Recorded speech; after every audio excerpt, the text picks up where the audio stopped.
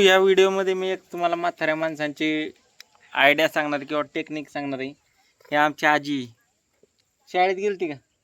नाही बाबा, कोण नेतय शाळेत शाळेत नाही गेली, पण तिचं हिशोब आणि गणित पक्क आहे चांगलं. म्हणजे तिची लक्षात ठेवायची टेक्निक लय भारी. होय अजय, अजय मला एक सांग, पदर तुमचे काय दिसते काय आता पांढरं केस झालं म्हणल्यावर काही पदर घेतील काय? पांढरं केस झाले तर काय हे बघ, तुझ्याकडे 100 रुपये आहे. हाय की. त्यातलं मला तू 7 रुपये दिलं, हा तर तुझ्याकडे किती पैसे राहिलं? 3. 100रातलं 7 रुपये मला दिलं, मग 4. 3 राहिलं. 100रातलं.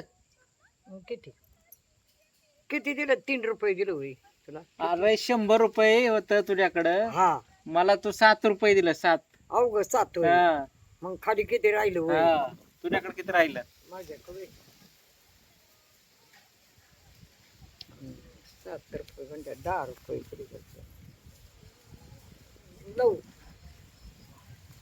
9 आणि 3.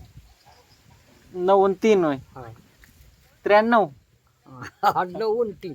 9 आणि 3 बघा कसला हिशोब लावला तिने. 9 आणि 3, 90 आणि 3.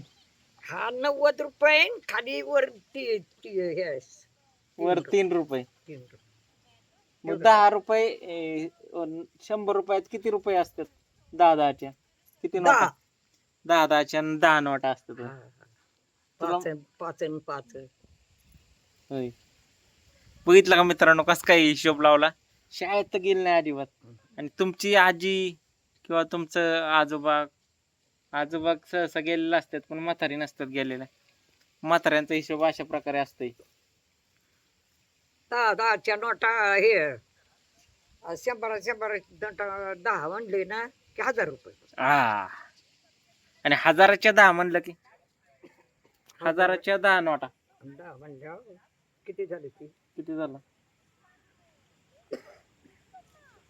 4000 का काय? अरे 1000च्या 10 नोटा असल्यावर, 1000च्या 4 असल्यावर 4000 झालं. 1000च्या 10. 10,000. बरोबर आहे. 10,000. मग हो का, आता तुझ्याकडे 10,000 रुपये, पण त्याला 100 कमी आहे.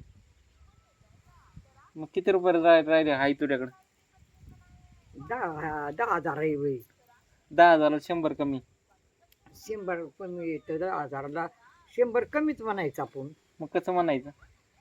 10,000ला कमी आहे बाबा 100. मग तुला घ्यायचं असलं की.